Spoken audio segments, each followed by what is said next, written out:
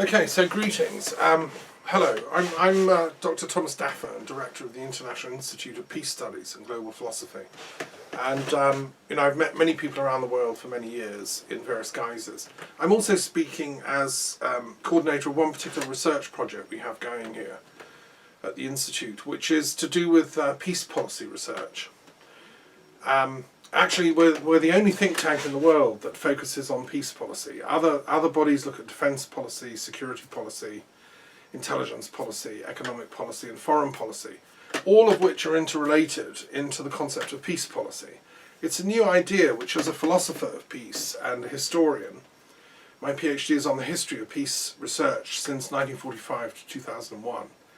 So what we're trying to do with this Centre for Peace Policy Research is really fine-tune our thinking about peace, because I feel as an academic and as a teacher that the think tanks that are currently on offer, although they do immensely important work like Chatham House and International Institute of Strategic Studies and the Brookings Institution and many of them, there's a whole plethora, Council on Foreign Relations in America, they're not. What we haven't been able to deliver so far is actually peace. Now, the world is in a wash with conflicts in the Middle East, in the Ukraine, and since the end of the Cold War, so-called, 1990, the Treaty of Paris, we've had enormous conflicts in the Balkans, in the Middle East, and in Africa there are civil wars raging. And so on and so on. I don't need to go into all that. But that's the reason for the thinking that we've been doing here. Actually based here in this Castle of the Muses in Scotland for the past 5 years, doing some very intense studies. And travelling a lot to Turkey, to India, to all over Europe and giving talks. Now, I've spoken also at the United Nations headquarters and have kept my finger on the pulse of what the UN is trying to do about these conflicts. And I'm a great believer in the UN. And what I want to do in this short address, really, is ask comprehensively and objectively, what is the UN doing about all these wars? And how is it trying to tackle them? How is it trying to solve them? Because, as you know, the UN was set up in 1945 at a conference in San Francisco at the end of the most disastrous war in human history, when Churchill and Roosevelt and other world leaders came together, and their emissaries, obviously, were sent to San Francisco to thrash out the Constitution of the United Nations. The actual phrase United Nations was Roosevelt's invention, who was one of the great presidents of the States. He'd rescued America from the Depression, from the horrors of poverty and so on. He'd instituted a belief in the nation again. And he didn't envisage first being involved in a war internationally. America had a long tradition of non-interventionism going back to Thomas Jefferson. They tried to keep out of European wars. The whole idea of the USA was to be independent of the mess and turmoil in Europe, which was always fighting religious wars, the 30 Years' War and so on, between Catholic and Protestant, and then the nationalist wars of the 19th century. America wanted to keep out of these, because it was a utopian country founded on this vision of universal peace and brotherhood, such as Philadelphia, the name Philadelphia, and the Quakers, the founder of Pennsylvania, and so on. And people like Thomas Jefferson, the founders of the USA, wanted this, ultimately, a world of peace. So all that was in Roosevelt's mind when he created the UN, and got colleagues. I mean, mainly it was Churchill that was there. The two of them were the architects, but Russia and all the other victorious allies who defeated Nazism and fascism came together and founded this body. Now, the founding remit was to prevent the scourge of war happening again in human history. We'd seen two vastly terrible world wars in the 20th century, and the founders of the UN had this amazing vision that if only you could use diplomacy and talk, and nations could bring their grudges and complaints about whatever, border disputes or anything, to the UN General Assembly as it was constituted, they could talk about it in a fair and rational way. And that was how, for instance, the tragic complexity of Israel and Palestine falling apart was kind of half solved when the UN General Assembly recognised a new nation coming out of the end of the British Mandate in Palestine. The tragedy, of course, is they didn't insist on an equal nation being founded for the Palestinians, and that's remained an unresolved and unsolved issue ever since. But I want to address what I think, I've thought about this in great detail, and I think there's a structural failure at the heart of the founding of the United Nations, which is due to the kind of times in which it was created in 1945, compared to now, where we are now in 2016. There's a very important academic research centre at the University of Oxford looking at the changing character of the nature of war.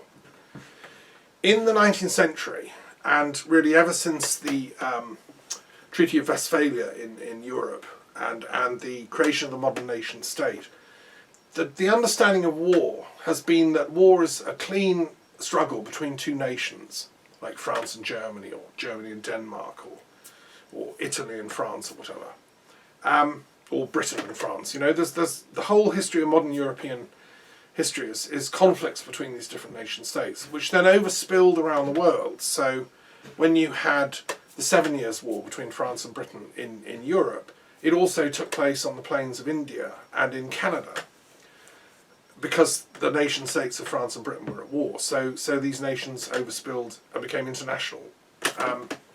And this was true up to and during the First World War, when obviously the nations of Europe went to war and it became a global conflict.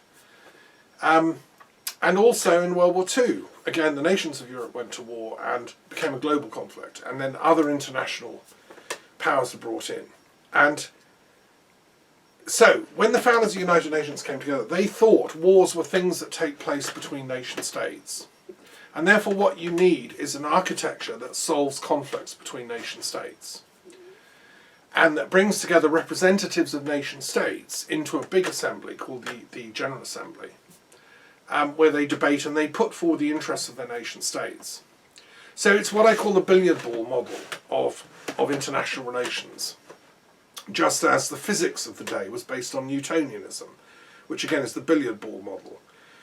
There's concrete objects in space rotating around, bashing into each other, and the laws of gravity defined by Newton explain how they operate. And so too in international relations, you have nation states bashing into each other. You have the UN set up to arbitrate, mediate, and resolve disputes between nation states. Some of those conflicts are taken with the Security Council, which is also comprised of nation-state representatives. Only the big powers, so France, the UK, the USA, Russia, China, and so on. But the model is the same. It's going to be arbitrated by superpower nation states, will resolve disputes of other little nation states. Now, fast forward to 2016. The problem is that entire architecture is really unable to solve conflicts that are breaking out within nation states, which technically are called civil wars. They've always been a feature of history, ever since Thucydides began the study of the history of civil wars in his masterly exercise of analysing the Peloponnesian War in great detail. He didn't have any solution. What do we do about civil wars? He didn't know. Historian's job is just to write the accounts. Herodotus, his colleague, the other great founder of history, his solution was not to have hubris. Hubris is what causes wars, which means arrogance in Greek. So humility will solve war is essentially his philosophy, which I think is what Christianity argued as well. The whole medieval attempt to solve war through mediation, through the power of faith, through spiritual common values, again, was humility trying to impact onto history. Nation states aren't very good at being humble, unfortunately, because what you have is a government, you have an armed forces, you have a military-industrial complex, all of which in the interest of the nation can do pretty bestial things. Every nation, I think, in the history of the planet has had its equivalent of concentration camps and torture and human rights abuse. They're all doing it. So what do we do? Anyway, what I really want to address here is can we think of another way that the UN can be kept as a body, but I'm arguing it should create, within the UN structure as it exists, which is fairly good at solving conflicts between nation states. There hasn't been a World War III since it was created. There have been problems like the Korean War, the Korean Civil War it should be called. There's been conflicts in the Balkans that it was unable to solve. But now we've got Syria, which is a civil war. We've got the Yemen, which is a civil war. We've got Libya, which is a civil war. And by the way, when I say a civil war, I mean, that's too neat. You know, these are complicated, intricate civil wars within civil wars within civil wars that are going on. So what I'm going to propose, and what I've written to the UN Secretary General about, and I've written to the Prime Minister of the UK and Canada, I'm a dual citizen of both these countries.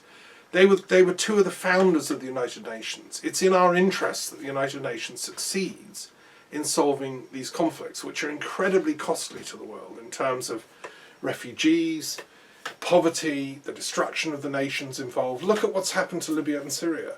It's absolutely scandalous that the UN and other international bodies can't solve this conflict.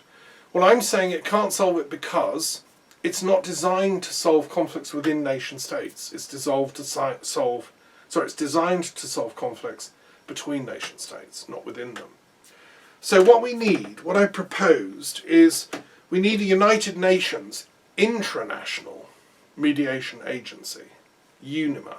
The United Nations Intranational Mediation Agency. And this body should be set up at the very senior-most levels of United Nations diplomatic protocols. And it should have offices in New York, in Geneva, somewhere in the Far East, Singapore or somewhere. And it should be staffed by professional mediators who have the skills, the sensitivity, the cultural backgrounds to be neutral, not to take sides. You see, the problem with the current situation, when these civil wars break out, like in Syria and Libya, big powers want to get involved to advance their own interests. They're not concerned with the well-being of the people themselves in these countries. The UN, as a diplomatic service, as I say, I've spoken twice at the United Nations headquarters. I've sat in the meditation room in honour of Dag Hammarskjöld. United Nations officials are pledged to serve humanity. That was the founding vision of the founding of the UN, and it's incredibly important. They're not supposed to take sides in these conflicts. And if you had a trained cadre of highly qualified, they might have been previously, working as foreign office experts in any country in the world, but once they're selected out and qualified to get into UNIMA, then their allegiance would be to the UN itself, right? And what they would do is take on board all the complexities of these conflicts, like in Syria. They'd have to listen to the religious concerns. They'd have to be skillful in knowing the differences between the different Shia groups, Sunni groups, the different Alawi groups, the different Christian groups, the Orthodox, the Catholic, all the different varieties, and be neutral somehow. Come from a place of universal compassion and intelligence that can solve these conflicts through the application of wisdom, actually, which is really the quality that these people would have to have. So that's my proposal. I think it's absolutely straightforward and simple. It could be done if there's a political will. This is why I've written to the Prime Minister of Canada and Britain, which of the two countries I'm a citizen of, as simply a citizen with many, many years of thinking about these issues. I don't work for the Foreign Office. I don't work, for either British or Canadian governments. So I'm independent, but I can advise and recommend. And it seems to me that we should have done this yesterday. We should have actually created an intranation mediation agency within the UN auspices. Because if you think about it, the term United Nations is non-operative if the nations themselves are breaking down from within. Then we have fractured nations. We can't have United Nations if the nations themselves are all falling apart. Another example would be the Ukraine and conflicts within the Ukraine. Again, it's a civil war situation. those that are more friendly towards Russian ties, those that are more friendly towards other European ties. And this is the sort of thing that UNIMA could be involved in. Libya as well, a horrendous conflict, a maelstrom of competing interests and so on. Again, UNIMA could be involved in that. So that's the idea. The text of my letter, I mean, it's a public document. I'm a public intellectual. I'm not, this isn't a secret proposal. I'd welcome feedback. I'd welcome dialogue, discussion. And I sincerely hope, I mean, it wouldn't be that expensive in comparison to the costs of the failure to create such agencies. If we go on with the Syria crisis, if we go on with endless numbers of Syria crises, the costs are going to be horrendous. If we invest a few million or whatever into creating UNIMA, I think we can head off those costs. And I strongly recommend this proposal to both, let's say, the political idealists in the world, the kind of liberal internationalists that think peace, but also the really hard-nosed, political realists who would be more hawkish in their foreign policy approaches. Because I would also argue it's in their foreign interests too, foreign policy interests, to see a UNIMA come into being. Okay, thank you for listening, and get in touch.